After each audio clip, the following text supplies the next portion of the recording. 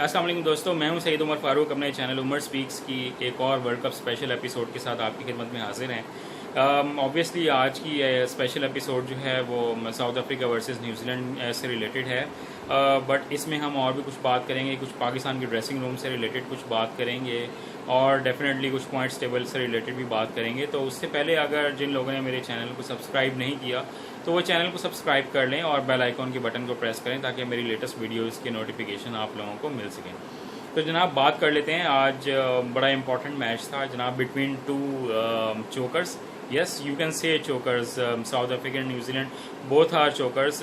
हमेशा 4 साल बहुत अच्छा खेलते हैं, बड़ा ज़बरदस्त परफॉर्म करते हैं, but in the and world cup में लास्ट स्टेजेस में आकर इतना बुरा खेलते हैं कि हमेशा वर्ल्ड कप से बाहर हो जाते हैं।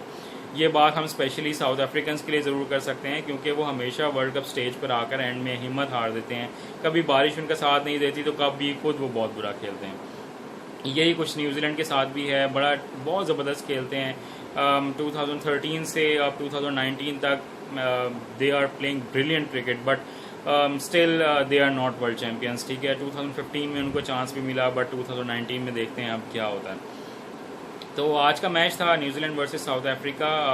पिच की अगर हम बात करें तो ड्राई पिच थी, बॉल इतना ग्रिप हो रहा था फास्ट बॉलर्स का भी कि ऐसा लग रहा था या तो वो ऑफ ब्रेक कर रहे हैं या लेग ब्रेक कर रहे हैं। एक difficult pitch to bat, but it was not too much difficult कि सिर्फ 242 रन स्कोर करते साउथ अफ्रीकन्स। उन्होंने इतनी अच्छी बैटिंग नहीं की। अगर हम बॉलिंग की बात करें न्यूजीलैंड की तो देवर जस्ट ब्रिलियंट, और स्पेशली मैं बात करना चाहूँगा लॉकी फर्गसन की, जो उन्होंने यॉर्कर किया फाफ डू प्लेसी को, कैप्टन को। इट वाज अनप्लेबल और इतना ब्रिलियंट यॉर्कर था, इतनी पेस के साथ यॉर्कर था कि एक सेकंड के लिए मुझे ऐसा फील हुआ शायद वसीम वकार या शुएब अख्तर जो हैं वो इस एरा में वापस आ गए हैं। बिलीव मी, इतना ज़बरदस्त यॉर्कर था कि काफ़ी देर तक मैं उसके रिप्लेस देखता रहा। तो it was a treat to watch. इतना ज़बरदस्त यॉर्कर था। और अगर फर्गसन की बात करें तो बड़ी पेस है उनके पास, यॉर्कर्स बड़े परफेक्ट हैं और जो उनकी शॉर्ट बॉल है वो इतनी परफेक्ट है, बिल्कुल बॉडी पर करते हैं। बहुत ज़बरदस्त बॉलर हैं। अगर वो इंडिया, पाकिस्तान या ऑस्ट्रेलिया के पास होते तो वो इस वक्त शायद एक वर्ल्ड आइकॉन होते। न्यूजीलैंड के पास अनफॉर्चुनेटली कोई IPL नहीं है, कोई PSL नहीं है, कोई बिग बैश लीग नहीं है, but still they have produced this brilliant talent. बड़े ज़बरदस्त बॉलर हैं। अगर ये किसी और मुल्क में होते या ऑस्ट्रेलिया में होते तो शायद ब्रेटली होते। तो बट जितनी भी हम उनको तारीफ़ करें उतनी ही कम है। साउथ अफ्रीकन्स की अगर हम बात करें तो बहुत बुरी बैटिंग की, 242 रन्स किए, उसके बाद उतनी ही बुरी बॉलिंग की साउथ अफ्रीकन्स ने और उससे ज़्यादा बुरी फील्डिंग की, उससे ज़्यादा बुरी कीपिंग की। मैं कीपिंग की बात क्यों कर रहा हूँ वो ज़रूर अभी जिक्र करूँगा आप लोगों के साथ। इमरान ताहिर का वो एक ओवर जहां पर मैच बिल्कुल इवन था, it was 50-50 on both sides, but 2 catches Miller ने ड्रॉप किए, उसके बाद एक रन आउट छोड़ा केन विलियमसन का, और सबसे इम्पॉर्टेंट इमरान ताहिर का लास्ट ओवर था, लास्ट बॉल थी, 33 रन उन्होंने दिए हुए थे। स्निक लगा, डिकॉक ने कैच किया, इमरान ताहिर ने अपील की, बट डिकॉक ने उनका साथ नहीं दिया। उनको बिल्कुल फील नहीं हुआ, शायद वो इतने अंडर प्रेशर थे, उनको फील नहीं हुआ कि इट वाज एन एज। और बाद में ओवर ख़त्म होने के बाद सब ने RTS पर देखा, स्निको पर देखा कि इट वाज एन एज, और यही वो टर्निंग पॉइंट था जिसके बाद विलियमसन ने 100 स्कोर किया। बहुत बुरा दिन था साउथ अफ्रीकन्स के लिए, बहुत बुरी फील्डिंग, उतनी ही बुरी बॉलिंग, उतनी ही बुरी batting, but it was a good day for New Zealand. बहुत डिफ़िकल्ट सिचुएशन से 5 आउट होने के बाद भी ये मैच जीत जाना, एक कैप्टन कूल ही ये काम करवा सकते थे और उन्होंने ये परफॉर्म करके दिया। जब कैप्टन परफॉर्मर होगा वही टीम ही आगे जाती है। अगर हम नेक्स्ट अगर वीडियो में हम बात करें तो हम पाकिस्तान के कुछ ड्रेसिंग रूम के हवाले से बात करेंगे। तो मैच के बाद बहुत सारी खबरें सुनने में आ रही हैं कि मैच के बाद सरफराज जो हैं वो कुछ प्लेयर्स पर बहुत ज़्यादा नाराज़ हुए, बहुत ज़्यादा उन्होंने उनको बुरा भला भी कहा, जिनमें हिट लिस्ट पर इमाद वसीम, इमामुल हक, वहाब रियाज, हसन अली, मोहम्मद हफीज़ और शुएब मलिक थे, जिनके बारे में उन्होंने क्लियर वर्ड्स यूज़ किए कि आप मुझे इस वर्ल्ड कप से बाहर करवाना चाहते हैं और आप ये चाहते हैं कि पाकिस्तान ये वर्ल्ड कप हारे, जो ऑलमोस्ट वो बाहर भी हो चुके हैं।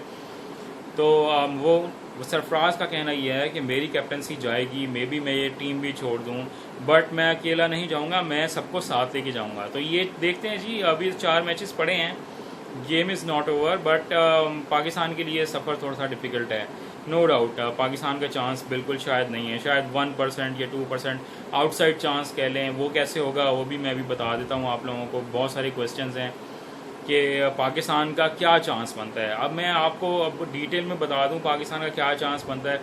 पाकिस्तान जनाब चारों के चारों मैचेस जीते, और 4 मैचेस ऐसे जीते कि न्यूजीलैंड को 100 पर आउट कर दे, साउथ अफ्रीका को भी 100 पर आउट कर दे, ताकि पाकिस्तान 10 ओवर्स में वो टारगेट चेस कर ले। और उसके बाद हमारा अफगानिस्तान और बांग्लादेश से मैच है, तो उनको भी पाकिस्तान एक बहुत बड़े बड़े मार्जिन से हराए। और उसके बाद हम लोग सब दुआएं करना स्टार्ट कर दें कि अगले ऑस्ट्रेलिया के जो 5 मैच बाकी हैं, उन 5 मैचेस में ऑस्ट्रेलिया के 3 मैचेस में बारिश हो जाए और बाकी 2 मैचेस वो हार जाए, ताकि अभी 8 मैचेस हैं, 8 पॉइंट्स हैं सर उनके। अगर 3 में बारिश होगी तो 11 पॉइंट्स हो जाएंगे, पाकिस्तान के भी 11 पॉइंट्स हो जाएंगे। Same is the case with India, same is the case with New Zealand, same is the case is with England. But England इतनी स्ट्रॉन्ग पोजीशन में आ गया कि शायद उनको सेमीफाइनल खेलने से कोई नहीं रोक सकता है। तो ऑस्ट्रेलिया या न्यूजीलैंड के बारे में थोड़ा सा डाउट किया जा सकता है कि अगर बारिश हो जाए बहुत ज़्यादा मैचेस में और बाकी 2 मैचेस वो हार जाएं तो इक्वल पॉइंट्स हो जाएंगे और फिर शायद पाकिस्तान का कोई चांस बन सके। तो बस ऐसे ही चांस है, इतना ही चांस है। अदरवाइज़ अगर ये 5 मैचेस खेलते हैं ऑस्ट्रेलियंस तो 3 तो कम से कम जीतेंगे, 3 जीतेंगे तो 14 पॉइंट्स पर जाते हैं। जो ये 4 टीमें जो सेमीफाइनल की लिस्ट में फाइनल होती हुई नज़र आ रही हैं मुझे, ये कम से कम 15-15, 16-16 पॉइंट्स लेकर सेमीफाइनल खेलेंगे। तो हम लोग कैसे उम्मीद लगाकर बैठे हुए हैं कि हम लोग 11 पॉइंट्स लेकर सेमीफाइनल खेल लेंगे, ये बड़ी अजीब सी थिंकिंग है। अभी भी पाकिस्तानियों में इतनी हिम्मत है, मैं दाद देता हूँ सर, मैं सलाम करता हूँ पूरी पाकिस्तानी नेशन को कि वो अभी भी इस टीम के साथ खड़े हुए हैं, हम लोग भी खड़े हुए हैं। But I think there is no chance right now. Hope for the best in the next world cup. इस वर्ल्ड कप में शायद पाकिस्तान का इतना ही सफ़र है। हम सब लोगों को थोड़ा सा रियलिस्टिक होकर भी सोचना चाहिए। मैचेस देखें, इनको एंजॉय करें, ज़्यादा टेंशन ना लें। पाकिस्तान में और भी बहुत सारी टेंशन्स हैं लोगों को लेने के लिए। तो वीडियो अगर अच्छी लगी हो तो इसको शेयर कीजिएगा और कमेंट्स दीजिएगा। और चैनल अगर सब्सक्राइब नहीं किया तो चैनल को सब्सक्राइब करें, बेल आइकॉन के बटन को प्रेस करें। इंशाल्लाह एक अच्छी वीडियो के साथ नेक्स्ट आपके साथ ज़रूर मुलाकात होगी। अपना ख्याल रखिएगा। अल्लाह हाफ़िज़।